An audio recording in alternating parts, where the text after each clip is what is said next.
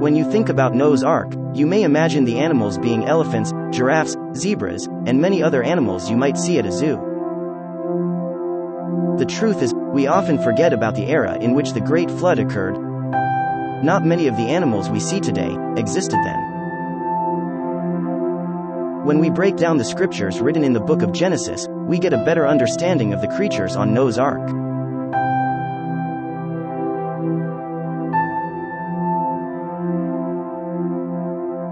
According to the Bible, God told Noah to take on the ark 2 of every kind of animal, and 7 pairs of the clean animals, and flying creatures. Why does the Bible use the term kind instead of species? When we think about the time in which this event took place, animals of the same kind would have been considered reproductively compatible. This means that if 2 individuals could produce offspring, this would suggest that they were of the same kind. This brings us to the ultimate question: what were the animals on Noah's Ark?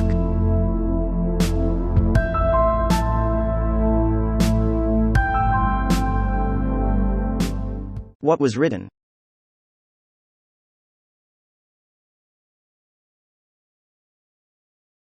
Of every clean beast, thou shalt take to thee by 7s, the male and his female, and of beasts that are not clean, by 2, the male and his female.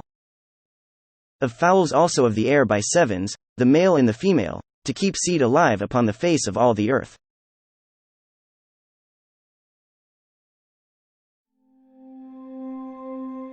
The animals.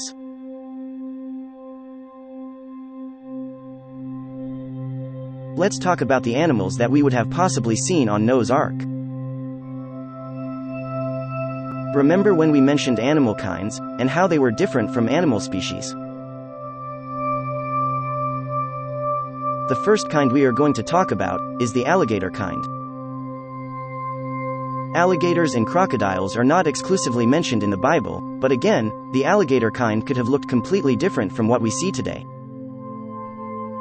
Deinosuchus is an extinct genus of crocodilian, related to the modern alligator that lived about 82 to 73 million years ago, in the late Cretaceous period.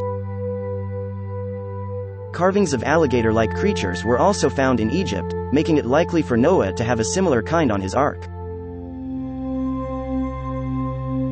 If we take a look at Diplocynodon, an extinct genus of alligatorid that lived during the Paleocene to Middle Miocene in Europe, we could very well see how alligator kinds could reproduce. We can also say the same for the Planocraniidae, an extinct family of basal crocodilians, from the Paleogene of Asia, Europe, and North America. Alligators and crocodiles have changed a lot over the past millions of years. Seeing one of their kind on Noah's Ark would not have been impossible. Next, we have the entelodont kind. These creatures are an extinct family of pig-like omnivores that lived in the late Eocene to Middle Miocene period. Entelodonts were a unique kind only known from fossils, found in pre-Ice Age rock layers. Although they were given the nickname Terminator pigs, their closest relative is the hippo. The entelodont existed for about 21 million years, making it likely for them to have boarded Noah's Ark. The cattle kind.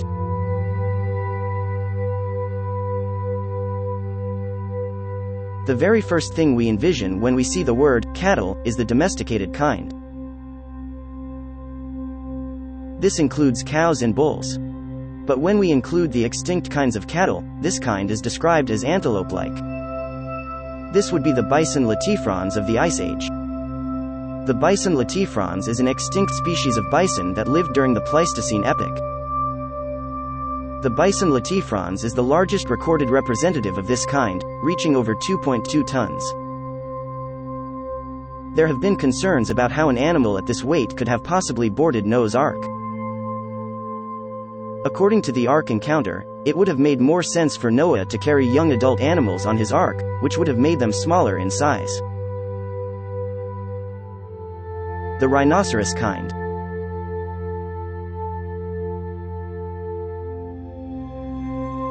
The earliest known rhinos were called Elasmotherium.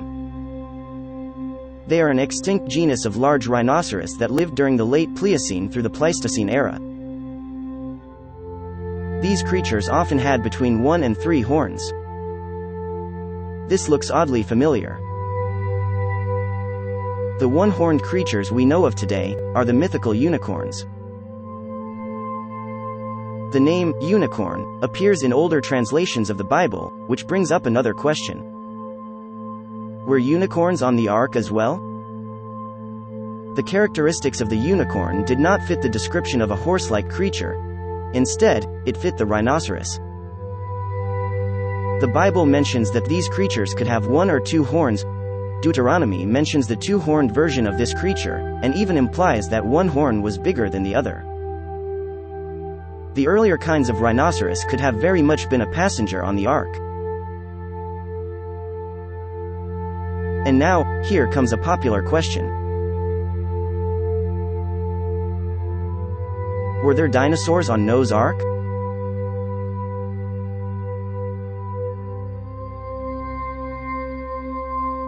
People often question whether or not dinosaurs coexisted with humanity. According to Exodus chapter 20 verse 11, in 6 days, the Lord created the heavens and the earth, the sea and all that is in them, which would mean that whenever God created land animals, He created the dinosaurs as well. They would not have been called dinosaurs because the term didn't exist until 1841. The Bible mentions the behemoth and leviathan, and their descriptions both suggest that man walked the earth alongside dinosaurs.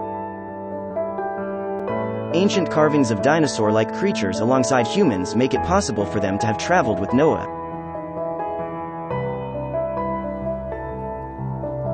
And that is all that we have for today. If you would like to learn more about Noah's Ark, visit the Ark Encounter, located in Williamstown, Kentucky. Details will be in the description. Thank you and see you soon.